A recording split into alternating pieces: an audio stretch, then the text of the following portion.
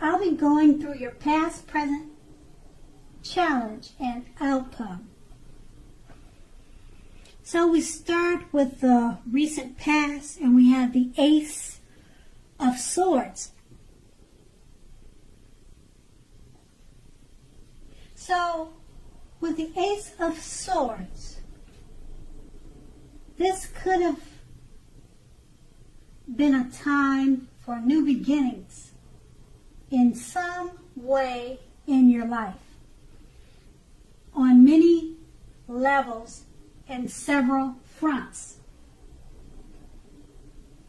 Sometimes this new beginning, it could have been started by a separation of some kind from a relationship or from a job situation. You knew that this anxiety producing such or as such a new beginning could have sometimes been, it could have sometimes been that underneath it all was good, beneficial energy that was to get you where you wanted to go. Now, with the Ace of Swords in a reading, it shows us, or it calls on us to not be afraid to take a leap of faith if it's in our best interest. And we have this card paired with the Hierophant. Okay, with the Hierophant, it's very much about doing the right thing. You could have been struggling with issues that you were unsure about what is right for you to do. You knew that the answers were within you. You remember that the right thing is what is right for you. Also, this is also a card that is very much about spirituality. It could be from traditional religion to earth-centered spirituality and any other spiritual notions that you could have conceived of at that time. There could have been tension between your ideal of spirituality and the right thing to do and the ideals of others around you. So you stood up for your own beliefs. The rules and the system of doing things were probably playing a major role at that time in the past. Rituals of any sort or rituals of any kind would have been helpful to you then, even if it was just going to the movies with a friend every third Saturday. Now that's with the recent past, and we move on to the present. We have the Queen of Wands. Now the Queen of Wands, it can refer to a woman who has a lot of fire energy about her. She's usually an Aries, Leo, or a Sagittarius, but not always. So when not referring to an actual person, this card stands for getting a lot accomplished and often focuses on work or career, but it could focus on, or the focus could be on something else. not necessarily work or career. Now, the Queen of Wands in the Tarot, it's positive, uplifting energy. When it stands for a woman in your life, she's a good friend who is solidly on your side, even though she may seem a bit self-absorbed. So if you are trying to conceive and this card appears, it's one of the most positive signs that there can be. We have this card paired with a Chariot, which indicates a lot of energy, but not free-for-all energy. It's directed, controlled, and has a goal in mind. So you are likely to be fairly clear on what your hopes and dreams involve and what you are willing to do to make them come to life. This could be pointing to determination and ambition. It's about getting things done and testing and proving that you've got what it takes. This is a sign that you should move forward with whatever you have in mind and in your heart and give it your best shot. Remember, though, that you need to use both your intellect and your heart in order to be truly successful.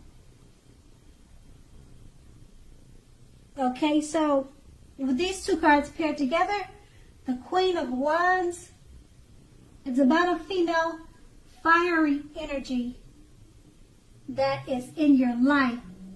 It could be a good friend. And just know that this good friend or good female that you know, they're on your side, even if you think they're not, because they could seem a bit self-absorbed.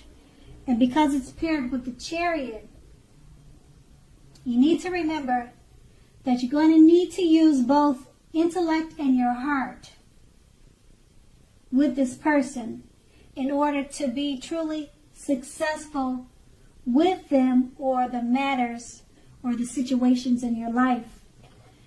And that's your present. And we move on to the challenge. We have the 8 of Swords. Now, if you take a look at the picture in this card, it's showing that you could be holding yourself back because you fear moving into the future, or because you're weary of getting hurt by a new situation, or maybe for no reason at all. So think through what it is you're afraid of. The truth of the matter is that it's probably much less frightening than your mind is making it out to be. It's all in your head. And we have this card paired with the Empress. Now the Empress, it does not play by the rule, or she does not play by the rule if you're a female. She has her own way of doing things and her own idea of what is right and what is wrong in any and all endeavors. That doesn't mean she will always get her way, but she is a reminder not to ignore your creative and intuitive side. She can signify coming abundance, but don't make the mistake of thinking that that will always mean financially. There are many types of wealth and riches in life, and money is only one of them. the Empress can encompass any or all of them. So with these two cards paired together, with the Eight of Swords, it's just letting you know that you could be holding back due to fear. And just remember, the fear it could be all in your head, or much less frightening than you're making it out to be, because it's paired with the Empress. And just know that the Empress, she doesn't play by the rules. And this could be a time of abundance for you. But don't make the mistake of thinking that that will always mean financially. It could be in different areas of your life. Okay, and then that's going to be your challenge. And now we move on to the outcome. We have the Strength card. So with the Strength card, it's important now for you to make time to meditate and contemplate and spend some time alone, even if you're in a committed relationship and have a lot of kids or a lot of children. Don't allow yourself to spend time in preoccupation and fear. Outward things, or things on the outside, will be going okay for you now, but what is of most importance is keeping your head on straight. Not only do you have the ability to have, but you also have the responsibility.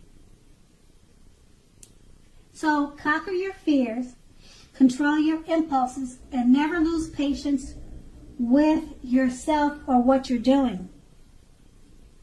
And we have this card paired with the Six of Cups. And once again, if you take a look at the image on this card, it's about nostalgia, looking back on how things used to be. It can be, but not always, connected with children or childhood. So it's important not to spend too much time and effort thinking about the good old days. We all have happy memories to reflect on from time to time. But if we start thinking about the best of years have gone by, then we can become, or that can become, a self-fulfilling prophecy. So with these two cards paired together, with the Strength card, it's just letting you know that things on the outside, they will be going well for you, but just remember that it's important to keep your head straight. Never lose patience with yourself or what you're doing, because you have the Six of Cups. You could be thinking too much about your childhood, or you could be thinking too much about children or the kids in your life. Okay? And you want to focus on yourself and maybe spending some time alone, if that's what you feel that you need to do. And just make sure your thoughts are not becoming a self-fulfilling prophecy if they're thoughts that are not in your best good. And that will be your outcome. So Virgo, I hope this resonated. As you know, general readings, they don't always resonate with everyone. Then again, if you like this reading, please like, subscribe, leave a comment if that's what you like to do. I thank you so much for watching and have a great day.